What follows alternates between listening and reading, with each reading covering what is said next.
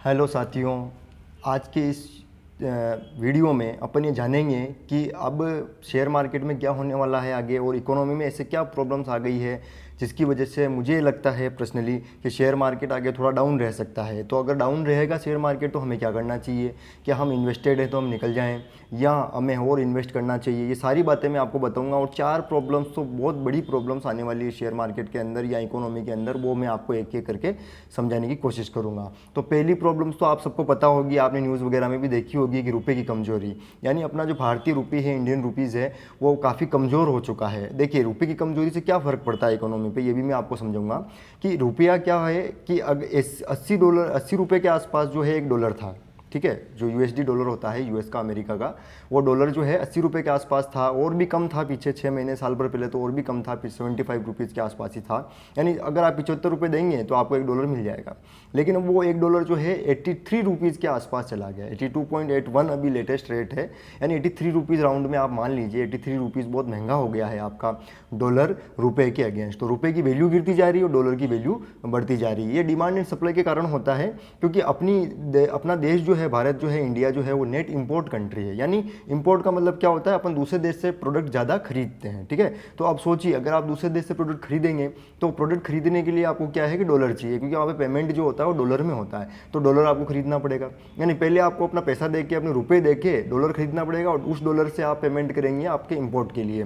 तो आप इंपोर्ट सबसे ज़्यादा क्या करते हैं अपने देश में, तो सबसे ज़्यादा इंपोर्ट अपन क्रूड ऑयल करते हैं, ठीक है। उसी पे मैं थोड़ी देर बाद और आगे आ रहा हूँ, क्योंकि क्रूड ऑयल से क्या है, आपकी एनर्जी सारी उसी से आती है, यानी पेट्रोल डीजल वगैरह उसी से बनता है, और सारा प्रोडक्शन वगैरह और प्रोडक्ट को एक स्थान से दूसरे स्थान पर पहुंचाने तो ट्रक वगैरह से पहुंचाया जाता है, आप जानते हैं, ट्रांसपोर्ट वगैरह से, तो वहाँ पे भी डीजल चाहिए, ठीक है। तो क्रूड ऑयल से ही पेट्रोल डीजल बनता है, और वो महंगा हो जाता है क्योंकि आपके रुपए की वैल्यू गिर जाती है।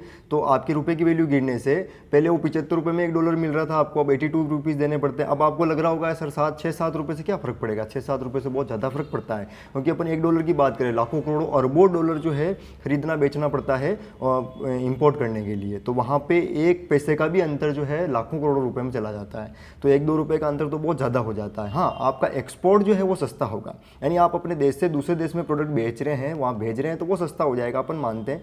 लेकिन अपन एक्सपोर्ट कम करते हैं, ठीक है, अपने यहाँ से एक्सपोर्ट बहुत कम है, यानी अपन दूसरे देश में प्रोडक्ट कम बेचते हैं और खरीदते ज़्यादा हैं। तो उसकी वजह से अपना इंपोर्ट महंगा हो जाता है। इंपोर्ट महंगा होने से सारे प्रोडक्ट महंगे हो जाते हैं, महंगाई की मार वैसे ही बहुत ज़्यादा है कंट्री में, तो उस वजह से प्रॉब्लम्स आ जाती है। तो पहली प्रॉब्लम तो ये आ रही है कि रुपए की वैल्यू बढ़ती जा रही है, ठीक है। दूसरी प्रॉब्लम क्या आ रही है, दूसरी प्रॉब्लम ये आ रही है कि आपकी क्रूड ऑयल जैसे मैं बात कर रहा था वो भी महंगा हो गया है, ठीक है। वो रुपए की वैल्यू की वजह से महंगा हो रहा है, उसका भाव भी पहले तो बहुत ज़्यादा था, कम हो गया था, $80 के आसपास आ गया था ब्रेंट क्रूड ऑयल, लेकिन वो $100 के आसपास वापस चला गया है। तो आपका फिर क्रूड ऑयल महंगा है। तो क्रूड ऑयल महंगा होने की वजह से आपके सारा प्रोडक्ट जो है बना रहे हो आप, वो महंगा हो जाएगा। अब और ये दूसरी प्रॉब्लम है। पहली प्रॉब्लम क्या थी, रुपए की वैल्यू गिर रही है। दूसरी प्रॉब्लम क्या है कि ब्रेंट क्रूड ऑयल वापस $100 के आसपास चला गया है। अब तीसरी प्रॉब्लम साथियों वो ये है कि जो अपना भारत का, इंडिया का जो फॉरेक्स रिजर्व है, यानी विदेशी मुद्रा भंडार, वो कम होता जा रहा है, और यहाँ बहुत बड़ी प्रॉब्लम आ रही है। आपने देखा होगा कुछ समय पहले कि श्रीलंका दिवालिया घोषित हो गया था। दिवालिया क्यों घोषित होता है कोई देश कैसे, क्योंकि सभी देश को कुछ ना कुछ तो बाहर से खरीदना ही पड़ता है, और बाहर खरीदने के लिए अब मैंने बताया आपको डॉलर में पेमेंट होता है, तो डॉलर उनके पास है ही नहीं, यानी श्रीलंका के पास डॉलर बचे ही नहीं कि वो बाहर से कुछ प्रोडक्ट खरीद सके, इसलिए वहाँ पे पेट्रोल डीजल ही नहीं मिल रहा था देश में, ठीक है। लोग पैसे देने के लिए तैयार है, लेकिन उनको मिल ही नहीं रहा है, क्योंकि देश की सरकार खरीद ही नहीं पा रही, क्योंकि देश की सरकार के पास डॉलर ही नहीं है, ठीक है। तो वो प्रॉब्लम आ गई, क्योंकि उनके जो फॉरेक्स रिजर्व था, यानी विदेशी मुद्रा भंडार, वो काफ़ी खत्म हो गया था, काफ़ी कम क्या खत्म हो चुका था। तो भारत का भी विदेशी मुद्रा भंडार कम होता जा रहा है। तो क्या अपनी स्थिति श्रीलंका जैसी हो जाएगी? नहीं होगी, क्योंकि अपना देश काफ़ी मजबूत है। ऐसी स्थिति तो नहीं हो सकती, लेकिन कम हो गया है, काफ़ी कम हो गया है। पहले अच्छा था, क्योंकि आरबीआई ने क्या किया कि रुपए की वैल्यू को गिरने के से रोकने के लिए अपनी डॉलर को, जो उनके पास भंडार में थे, पैसे थे डॉलर, वो उन्होंने मार्केट में दे दिए, क्योंकि उनको ये लगा कि भाई देंगे तो थोड़ा डॉलर जो है स्थिर हो जाएगा, रुपए की वैल्यू कम गिरेगी। हालांकि कम गिरी थी, लेकिन फिर भी उतनी आरबीआई उसको संभाल नहीं पाया। अब वो एक बड़ी प्रॉब्लम आने वाली है, ठीक है, आ रही है। तो 3 प्रॉब्लम ये हो गई, आपके रुपए की वैल्यू गिर रही है, ब्रेंट क्रूड ऑयल का भाव वापस महंगा होता जा रहा है, क्योंकि जो ओपेक्स कंट्री वगैरह है वो क्या कर रही है, उत्पादन घटा रही है क्रूड ऑयल का, ठीक है, तो उससे और प्रॉब्लम्स आ रही है। ध्यान दीजिए, अपने को इंपोर्ट क्यों करना पड़ता है क्रूड ऑयल? क्योंकि इंपोर्ट इसलिए करना पड़ता है क्योंकि अपने देश में वो क्रूड ऑयल का उत्पादन नहीं हो सकता है, क्योंकि अपने देश में, अपनी देश की धरती में वो क्रूड ऑयल जो होता है जिसे पेट्रोल डीजल बनता है वो कम मिलता है, मिलता ही नहीं है। ठीक है, तो 80% के 85% के आसपास दूसरे देश से, सऊदी अरब से, इराक, ईरान से, रूस से भी अपन अब आजकल बहुत क्रूड ऑयल खरीद रहे हैं, तो वहाँ से अपने को खरीदना पड़ता है। तो ये प्रॉब्लम आ रही है। अब इन 3 प्रॉब्लम्स के कारण एक चौथी प्रॉब्लम बहुत बड़ी आने वाली है। वो क्या है? बेरोजगारी बढ़ जाएगी, क्योंकि अगर आपके प्रोडक्शन कम होगा, प्रोडक्शन महंगा हो जाएगा, लोग कम खरीदेंगे, तो महंगाई तो कम हो जाएगी। ठीक है, जो महंगाई की प्रॉब्लम आ रही थी बार बार, महंगाई बढ़ रही, महंगाई बढ़ रही, हाँ अपन मानते महंगाई कम हो जाएगी। क्यों? डिमांड कम हो जाएगी, लोगों के पास पैसा ही नहीं होगा, बेरोजगारी बढ़ेगी, लोग बेरोजगार हो जाएंगे, जॉब कट हो जाएगी, जो लोग नौकरियाँ चली जाएगी, उसके पास इनके पास इनकम ही नहीं आएगी। अगर उनके पास इनकम नहीं आएगी तो कम खरीदेंगे, कम खरीदेंगे तो महंगाई तो कंट्रोल में आ जाएगी। लेकिन प्रॉब्लम क्या आएगी? प्रॉब्लम वही आएगी कि अगर डिमांड कम है तो फिर जॉब और कटेंगे, क्योंकि अगर डिमांड कम है तो प्रोडक्शन ही नहीं करेगी कंपनियां, प्रोडक्शन नहीं करेगी तो लोगों को नौकरी नहीं देगी, नौकरी पे नहीं रखेगी तो फिर जॉब कट होंगे, तो फिर इकोनॉमी में मंदी आ जाएगी। जो बार बार लोग बात करें मंदी आने वाली, मंदी आने वाली, उसका मैंने आपको पूरा कारण बता दिया स्पष्ट कि मंदी के क्या कारण है। 4 कारणों की वजह से मंदी आ सकती है। अमेरिका में तो खैर मंदी आ ही चुकी है, भारत में भी मंदी आने के बहुत ज़्यादा आसार लग रहे हैं। और अगर ऐसा होता है कि जो 4 प्रॉब्लम्स मैंने बताई, अगर ये ऊपर नीचे ही रहती है, यानी ये कंट्रोल में नहीं आती है, तो भारत में भी मान के चलिए आप मंदी आ जाएगी। ठीक है, अब आप कहेंगे सर ठीक है आपकी बात हमने मानी, मंदी आ जाएगी, तो अब अपन क्या करें? तो आप ये कर सकते हैं, 2 काम आप तुरंत कर लीजिए। पहला तो आप अपने पोर्टफोलियो को देखिए। पोर्टफोलियो मतलब आपने जो शेयर वगैरह परचेज कर रखे हैं वो देखिए कि आपने अच्छी कंपनी के शेयर तो ले रखे हैं ना। अगर आपने बड़ी कंपनी के, अच्छी कंपनी के, जो रेपुटेड कंपनी है, मार्केट में अच्छी है, उसका नाम है, अब आपने एनालिसिस किया है तो आपको लगता है, तो आप उसको देखिए।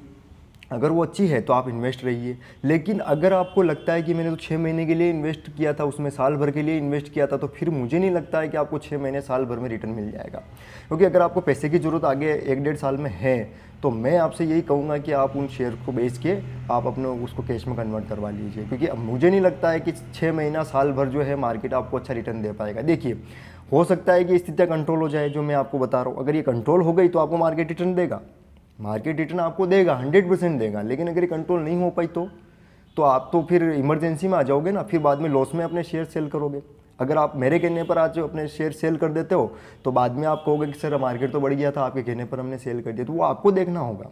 ठीक है, हमेशा ध्यान रखिए, शेयर मार्केट में वही पैसा आपको इन्वेस्ट करना चाहिए, क्योंकि इन्वेस्टमेंट का मतलब यही होता है जिस पैसे की आपको 4-5 साल जरूरत ना हो। अगर आपको जरूरत ना हो तो फिर आप निश्चिंत रहिए। अगर अच्छी कंपनी में पैसा लगा रखा है और आपको पैसे की ज़रूरत नहीं है, तो आप थोड़ा बैठे रहिए, वेट करिएगा। मार्केट गिरेगा, आपके शेयर की वैल्यू कम होगी, लेकिन मैं आपसे कह रहा हूँ कि मार्केट जितनी भी बार गिरा है वापस उतनी ही बार ऊपर ही गया है। यानी मार्केट लॉन्ग टर्म में तो ऊपर ही जाएगा। जैसे आप देखिए कि आपके लिफ्ट जो होती है बिल्डिंग की, वो नीचे जाती है, ठीक है, कभी बेसमेंट में चली जाती, ख़राब हो जाती, नीचे चली जाती, लेकिन एटलीस्ट उसको जाना तो वापस ऊपर ही है। तो कुछ समय के लिए मार्केट पीछे की तरफ जाएगा या जा रहा है, लेकिन आगे ऊपर ही जाएगा। तो आप 2 काम कर सकते हैं, अपना पोर्टफोलियो चेक कर लीजिए। अगर अच्छे शेयर हैं तो निश्चिंत रहिए, कोई दिक्कत नहीं है। आप जिस शेयर में आपने पैसा लगा रखा है उस शेयर की न्यूज़ को ट्रैक करते रहिए। ऐसा नहीं हो कि उसमें कोई गलत न्यूज़ आ जाए जिसकी वजह से आपको प्रॉब्लम्स हो जाए। एक तो आप ये काम करिए। दूसरा काम आप ये कर सकते हैं कि आपके पास अगर मनी है, आपने अगर कैश अपने पास रख रखा है, और वही बात जो मैं बार बार आपको बोल रहा हूँ कि आपको 2-3 साल के लिए उस पैसे की ज़रूरत नहीं है, तो आप थोड़ा थोड़ा करके, एकदम से मत लगाइएगा, थोड़ा थोड़ा करके आप उसको शेयर मार्केट में, अच्छे शेयर्स में इन्वेस्ट करिए। क्योंकि अगर आप डरिए मत, अगर मार्केट गिरेगा तो आपको डरने की कोई ज़रूरत नहीं है। ठीक है, क्योंकि गिरते हुए मार्केट में पैसा लगाने के लिए मजबूती चाहिए इंसान को, इंसान मजबूत होना चाहिए। लेकिन आप ध्यान दीजिए, लॉन्ग टर्म में मार्केट ऊपर ही जाएगा। लॉन्ग टर्म क्या होता है? लॉन्ग टर्म मतलब 1-1.5 साल के बाद आपका मार्केट ऊपर जाएगा। जाने में तो अगर स्थितियाँ कंट्रोल हो जाए, मैं कह रहा हूँ ना आपको, अगर स्थितियाँ कंट्रोल हो जाए तो जाने में तो 6 महीने में क्या, कल ही ऊपर चला जाएगी। लेकिन अभी मुझे नहीं लग रहा है कि नियर फ्यूचर में मतलब ये ऊपर जाएगा, क्योंकि जो मैंने प्रॉब्लम्स बताई ना आपको, वो कंट्रोल में नहीं आएगी तब तक मुझे मंदी के आसार पूरे नज़र आ रहे हैं। क्योंकि मंदी का मतलब यही होता है, मंदी का मतलब ये होता है कि भाई मार्केट में डिमांड ही नहीं है। हाँ, इस डिमांड नहीं होने से एक फ़ायदा होगा आपकी, क्या होगा? महंगाई कंट्रोल में हो जाएगी। ठीक है, तो अब आरबीआई वगैरह जो रेट्स बढ़ा रहे थे, इंटरेस्ट रेट, ब्याज की दरें जो बढ़ा रहे थे लगातार, वो नहीं बढ़ाएंगे। तो हो सकता है मार्केट में पैसे की सप्लाई हो जाए, धीरे धीरे मार्केट सुधर जाए। जैसा मैं आपको कह रहा हूँ कि मार्च 2023 यानी 2023 के बाद जो है, मार्च 2023 के बाद मार्केट धीरे धीरे ऊपर आना शुरू हो जाएगा। यानी कब तक, आप सोचिए कब तक ये स्थितियाँ बनी रहेगी? कभी नहीं बनी रहेगी, हमेशा के लिए नहीं बनी रहेगी। ठीक है, अभी एक स्थिति तो आप देख ही रहे हैं कि यूक्रेन और रसिया का युद्ध अभी भी ख़त्म नहीं हुआ है। ठीक है, वहाँ पे अभी भी ऐसा लग रहा है कि भाई कहीं परमाणु युद्ध ना हो जाए दोनों देशों के बीच। ठीक है, दोनों देशों के बीच अपन कह रहे हैं, लेकिन उसमें बाकी सभी कंट्री भी इन्वॉल्व है। ठीक है, तो बाकी वो प्रॉब्लम अगर आ गई तो फिर सप्लाई रुक जाएगी मार्केट में प्रोडक्ट की। अगर प्रोडक्ट की सप्लाई रुक जाती है तो फिर वही बात है, महंगाई बढ़ेगी। तो कहने का मतलब ये है कि महंगाई अगर कंट्रोल में आ जाए और ये जो 3-4 स्थितियां मैंने आपको बताई, अगर वो कंट्रोल में आ जाए तो मार्केट ऊपर जाएगा। और ये कंट्रोल में आएगी, अगर इसको समय लगता है तो जितने समय इनको लगेगा कंट्रोल में आने में, तब तक मार्केट नीचे रहेगा। और अगर ये अभी आ जाती है कंट्रोल में, तो ऊपर चला जाएगा। तो कहने का मतलब ये है कि 6 महीना, साल भर ऊपर नीचे मार्केट रह सकता है। फिर उसके बाद 6 महीने के बाद, साल भर के बाद, 8 महीने के बाद मार्केट ऊपर ही जाएगा, ये फिक्स बात है। तो अगर आपके पास पैसा है तो आप लगाइए, क्योंकि आपको शेयर सस्ते मिलेंगे। बस ये ध्यान रखिए, पेनी स्टॉक्स में पैसा नहीं लगाना। यानी जो सस्ते शेयर है, मतलब कहने का मतलब ये है कि जो बेकार शेयर है, जिनके फंडामेंटल्स अच्छे नहीं है, उनमें आपको पैसा नहीं लगाना। अगर आप कहेंगे मुझे कि सर आप हमें स्टॉक भी बताइए रिसर्च करके, तो मैं आपको भी बताऊंगा। क्योंकि आप इस चैनल को पहले सब्सक्राइब कर लीजिए, वीडियो को शेयर जरूर कीजिए, क्योंकि आप अगर मेरा मोटिवेशन बढ़ाएंगे तो आपको ऐसे अनगिनत वीडियो जो है आपको मिलते रहेंगे। मैं अलग अलग कंपनियों पे केस स्टडी भी करता रहूँगा। तो मुझे जहाँ तक लगता है मैंने आपको क्लियरली बता दिया है। ठीक है, कि पहला काम अपने पोर्टफोलियो को चेक कर लीजिए। दूसरा काम, आपके पास पैसा है तो थोड़ा थोड़ा करके इन्वेस्ट करिए, क्योंकि अगर आपको इन्वेस्ट करना है तो अभी करना है, गिरते हुए मार्केट में करना है, घबराना नहीं है, क्योंकि मार्केट ऊपर ही जाएगा। बाद में देखिएगा आप मेरे को, इस वीडियो को मैं आपको याद दिलाऊंगा और आपको मैं वीडियो भेजूंगा भी सही कि ये मार्केट देखिए ऊपर चला गया है। ठीक है, बाद में आप खरीदेंगे, आपको फ़ायदा नहीं होगा। ठीक है, अगर आपके पास पैसा है, आप जॉब करते हैं, सैलरी अगर आपके हर मंथ आती है, तो आप थोड़ा थोड़ा करके ही मार्केट में लगाइए पैसा, पर लगाइए और अच्छे स्टॉक्स में पैसा लगाइए। तो मुझे लगता है कि आपको पूरी बात क्लियर हो गई होगी।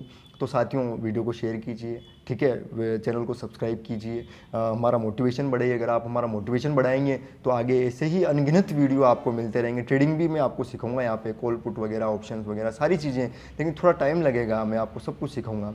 आप चैनल को सब्सक्राइब करें, बेल आइकन को प्रेस कर लें, ताकि हर लेटेस्ट वीडियो आपको बराबर मिलता रहे। तो फिर मिलते हैं साथियों अगले वीडियो में, तब तक के लिए जय हिंद।